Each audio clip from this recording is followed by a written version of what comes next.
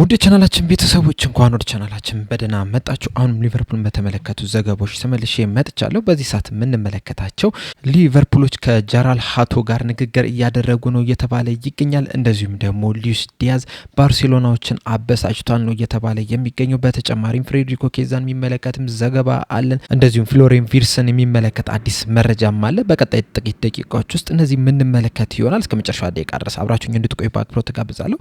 ሰብስክራይብ፣ ላይክ፣ ሼር እያደረጋችሁ የቻናሉ ቤተሰብ እንድትሆኑ በአክብሮት እጠይቃለሁ። አሁን በቀጥታ ወደ ያስኩላችሁ ጉዳዮች እገባለሁ። በመጀመሪያም የምንመለከተው ፍሎሪያን ቪርትስን የተመለከተውን ዘገባ ይሆናል። ይህ ጀርመናዊ ተጫዋች እንግዲህ ትናንትና ምሽት ላይ የመጀመሪያውን የሕክምና ምርመራ ማድረጉ ተገልጿል። አሁን ደግሞ በዚህ ሰዓት ውስጥ እንግዲህ ሁለተኛውና ወሳኙን የሕክምና ምርመራ እያደረገ ይገኛል። ምናልባትም ዛሬ ሊቨርፑሎች የዚህን ተጫዋች ዝውውር ይፋ ያደርጋሉ እየተባለ ይገኛልና ምናልባት በእኛ ሰዓት አቆጣጠር ከ10 ሰዓት ምናምን በኋላ እንግዲህ ሊቨርፑሎች ይፋ ሊያደርጉ የሚችሉበት ቻንስ አለ። ስለዚህ ያንን ነገር እንግዲህ በአትኩሮት ተጠባበቁት ነው የምላችሁ። ፍሎሪያን ቪርትስ እንግዲህ ለሊቨርፑል የተጫወተ 10ኛው ጀርመናዊ ተጫዋች ነው የሚሆነው። ከዚህ በፊት እንግዲህ 9 ተጫዋቾች ለሊቨርፑል መጫወታቸው አይዘነጋም። እነዚህን 9 ተጫዋቾች እንግዲህ የምታውቋቸውን እንዳለ ኮሜንት ሴክሽን ላይ በመጻፍ አሳውቁኝ። እኔ ደግሞ ልክ የፍሎሪያን ቪርትስ ጉዳይ እንደተጠናቀቀ እነዚህን 9 ተጫዋቾች ጨምሬ ሌሎችንም አንዳንድ መረጃዎችን ይዤላችሁ የምመጣ ይሆናል።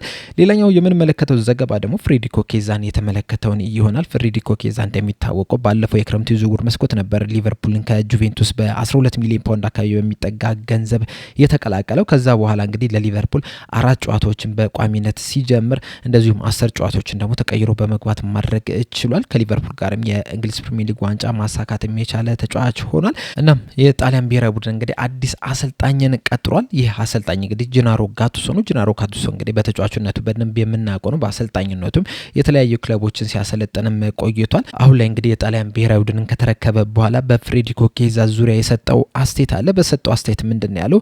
በዚህ ሰዓት እንግዲህ ለ35 ተጫዋቾች ስልክ ደውዬ አናገራቸዋለሁ። ከነዚህ ተጫዋቾች መካከል ደግሞ አንደኛው ፍሬድሪኮ ኬዛ ነው። እናም በደወልኩለት ሰዓት ምንድነው ያልኩት? በዚህ ሰዓት ለጣሊያን ብሔራዊ ቡድን መመረጥን ከፈለክ በቋሚነት የምትጫወትበት ሁኔታ መፈጠር አለበት ብየዋለሁ ብሏል። እና ሁልጊዜም እንግዲህ በራችን ለዚህ ተጫዋች ክፍት ነው።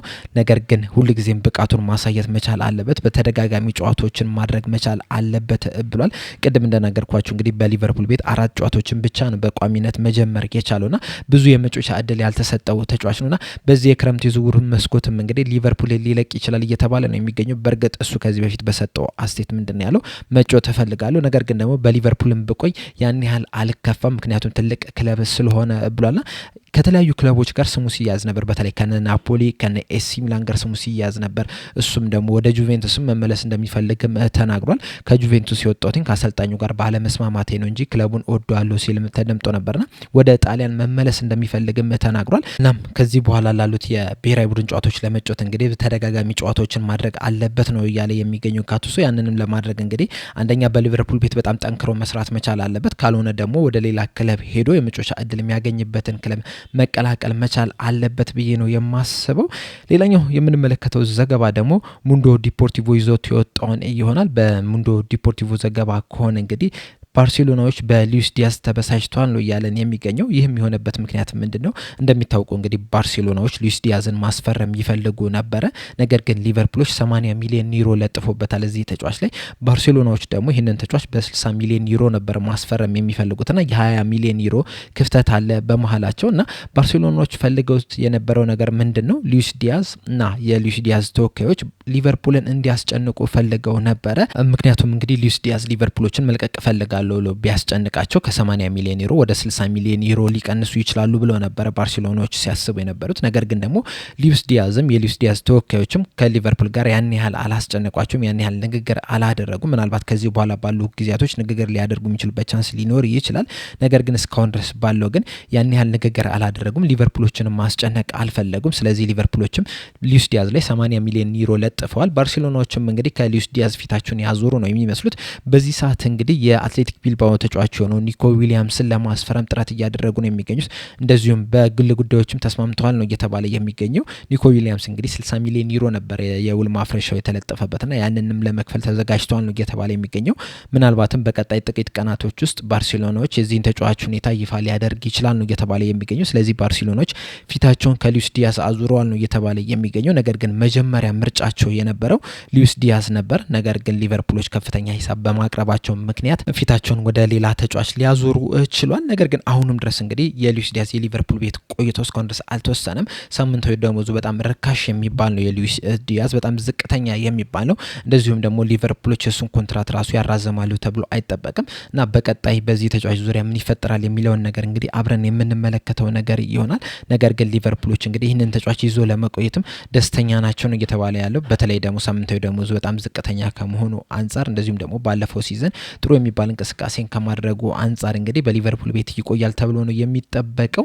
ሌላኛው በስተመጨረሻ የምንመለከተው ደግሞ ጃራል ሃቶን የተመለከተውን ዘገባ ይሆናል። ጋዜጠኛ ደንከል ካስትል እንግዲህ በትራንስፈር ፖድካስት ላይ በሰጠው አስተያየት መሰረት ሊቨርፑሎች ከጃራል ሃቶ ጋር ንግግር እያደረጉ ይገኛል እያለን ነው። አያይዞም እንግዲህ በሰጠው አስተያየት ምንድን ያለው ይህ ንግግር እየተደረገ ያለው በአያክስ ፍቃደኝነት ነው እያለን ይገኛልና ይህንን ንግግር ሲያደርጉ አያክሶችም ያውቃሉ። እንደዚሁም ደግሞ አያክሶችም ይህንን ተጫዋች ለመሸጥም ፍቃደኛ ናቸው ነው እየተባለ የሚገኘው። እንደሚታወቀው እንግዲህ ሊቨርፑል ግራ ተከላካይ ስፍራ ላይ ሚሎስ ኪርኬዝን ለማስፈረም እንግዲህ ተቃርቧል። ምናልባትም በቀጣይ ሳምንት እንግዲህ ሙሉ ነገሮች ይጠናቀቃሉ ተብሎ ነው የሚጠበቀው። እንደዚሁም ደግሞ ከሊቨርፑል በኩል ኮስታስ ሲሚካስ በዚህ የክረምት የዝውውር መስኮት ሊቨርፑልን ይለቃል ተብሎ ነው የሚጠበቀው። እንደዚሁም ከተለያዩ ክለቦች ጋር ስሙ እየተያያዘ ነው የሚገኘው። ከኦሎምፒያኮስ፣ ከሊድስ እና ከሌሎችም ክለቦች ጋር ስሙ እየተያያዘ ነው የሚገኘው። በተጨማሪም ደግሞ አንዲ ሮበርትሰንም ስሙ ከአትሌቲኮ ማድሪድ ጋር እየተያያዘ ነው የሚገኘው። እንደውም አንዳንድ መረጃዎች አንዲ ሮበርትሰን ለአትሌቲኮ ማድሪድ እሽታውን ሰጥቷል ነው እየተባለ የሚገኘው እና ምናልባትም አትሌቲኮ ማድሪዶች በቀጣይ ቀናቶች ውስጥ ወይም ደግሞ በቀጣይ 2 ሳምንት ውስጥ ለሊቨርፑል ጥያቄያቸውን ሊያቀርቡ ይችላሉ ነው እየተባለ የሚገኘውና ምናልባት ኮስታስ ሲሚካስና አንዲ ሮበርትሰን የሚለቁ ከሆነ ሊቨርፑሎች እዛ ቦታ ላይ 2 ተጫዋቾችን ማስፈረም መቻል አለባቸው። አንደኛው ሚሎስ ኪርኬዝ ነው። እሱ ኦልሞስት የተጠናቀቀ ጉዳይ ነው። ሌላኛው ተጫዋች ደግሞ ይሆናል ተብሎ እየተጠበቀ የሚገኘው ጃራል ሃቶ ነው። ጃራል ሃቶ እንግዲህ አሁን አይደለም ስሙ ከሊቨርፑል ጋር መያያዝ የጀመረው። ከዚህ በፊትም እንግዲህ ስሙ ከሊቨርፑል ጋር ሲያያዝ ነበር። በተለይ ደግሞ እንደምናስታውሰው ሊቨርፑል በሻምፒዮንስ ሊግ ጨዋታ በሚያደርግበት ሰዓት በስቴዲየም ተገኝቶ የሊቨርፑልን ጨዋታ ተመልክቶ ነበርና የዛኔ ደግሞ ግራቨንበርች ነበር ለዛ ጨዋታ የጋበዘውና ከዛ በኋላ እንግዲህ ስሙ ከሊቨርፑል ጋር መያያዙን ቀጥሏልና ሊቨርፑሎችም እንግዲህ ይህንን ተጫዋች ወደ አንፊልድ ለማምጣት ንግግሮችን እያደረጉ ይገኛል ነው እየተባለ የሚገኘው። የዚህ ልጅ ወደ ሊቨርፑል መምጣት እንግዲህ 2 ጥቅም አለው። አንደኛው ምንድነው እንደ ሴንተር ባክ ሆኖ መጮት ይችላል። የመሀል ተከላካይ ሆኖ መጮት ይችላል። የግራ እግር ተጫዋች እንደመሆኑ መጠን እንግዲህ የቨርጂል ቫንዳይክን ቦታ ከቨር ማድረግ የሚችል ነው። ሌላኛው ጥቅሙ ደግሞ እንደ ሌፍት ባክ ሆኖ መጮት ይችላል። የግራ መስመር ተከላካይ ሆኖ መጮት ይችላልና ሁለቱንም ቦታዎች ከቨር ማድረግ የሚችል ተጫዋች ስለሆነ ቨርሳታይል ተጫዋች ስለሆነ እንግዲህ ሊቨርፑል የሚፈልጉትን አይነት ተጫዋች ነው። በዛ ላይ ገና ወጣት የሚባል ተጫዋች ነው። 19 ዓመቱ ላይ ነው የሚገኘውና ለረጅም ጊዜ የሊቨርፑል ተተኪ ሆኖ መጮት የሚችል ነው። አምና እንግዲህ ባለቀው የ2024/25 ሲዝን እንግዲህ 31 ጨዋታዎችን በኤርዲቪዚዮን ላይ አያክስ ማድረግ ይችላል። በእነዚህ ጨዋታዎች ደግሞ 6 አሲስት እና 2 ግቦችን ማስቆጠር የቻለ ተጫዋች ነውና የነዚህን ጨዋታዎች ስታት ስንመለከት እንግዲህ 28ቱን ጨዋታዎች በግራ መስመር ተከላካይ ቦታ ላይ ነው የተጫወተው። 2ቱን ጨዋታዎች ደግሞ በመሀል ተከላካይ ስፍራ ላይ ተጫውቷል። አንድ ጨዋታ ደግሞ በግራ የመሀል ሜዳ ተጫዋች ሆኖ ነው መጫወት የቻለውና የተለያዩ ቦታዎችን ከቨር ማድረግ እንደሚችል እንግዲህ በዚህ መመልከት እንችላለን። ይህ ተጫዋች እንግዲህ በአያክስ የ3 ዓመት ኮንትራት አለው እስከ 2028 ድረስ የሚያቆይ ነገር ግን ለሊቨርፑል ከባድ ይሆናል ተብሎ አይጠበቅም። ያን ያህል ውድ ይሆናል ተብሎ አይጠበቅም። ምናልባት እስከ 40 ሚሊዮን ዩሮ ድረስ ባለው ሊቨርፑሎች ሊያገኙት ይችላሉ ነው እየተባለ የሚገኘው። በተጨማሪም ደግሞ እንደሚታወቀው ጃሮስ ለአያክስ በውሰት እንደመሰጠቱ አይዘነጋምና ምናልባትም ያ ነገር እንግዲህ ከሊቨርፑል ጋር ያላቸውን ግንኙነት በጣም እንዳለሰለሰው ነው እየተነገረ የሚገኘውና ለሊቨርፑሎች እንግዲህ ከሌሎች ክለቦች ባነሰ ሂሳብ ሊሸጡ የሚችሉበት ቻንስ አለ ነው እየተባለ የሚገኘውና ሊቨርፑሎች እንግዲህ ይህንን ተጫዋች ለማስፈረም ፍላጎት አላቸው። የተለያዩ ቦታዎችንም ከቨር ማድረግ ይችላል። እንደዚሁም ደግሞ የቨርጂል ቫንዳይክም የረጅም ጊዜ ተተኪ መሆን የሚችል ተጫዋች ነውና ምናልባትም እንግዲህ የፍሎሪን ቪርስና የሚሎስ ኪርኬዝ ነገሮች ከተጠናቀቁ በኋላ ፊታቸውን ወደ 9 ቁጥር ቦታና ወደ ተከላካይ ስፍራ ላይ ነው ያዞራሉ ተብሎ የሚጠበቁና የተከላካይ ስፍራውን ከቨር ለማድረግ ደግሞ ጃራል ሃቶ ተመርጧል እየተባለ ነው የሚገኘው። በዚህ ዙሪያ እንግዲህ ያላችሁን አስተያየት እንዳለ ኮሜንት ሴክሽን ላይ በመጻፍ አሳውቁኝ። ለአሁን እዚህ ላይ አበቃው። በቀጣይ በሌላ እስከምንገናኝ ድረስ ሰብስክራይብ፣ ላይክ፣ ሼር ማድረግ እንዳትረሱ። ቻው።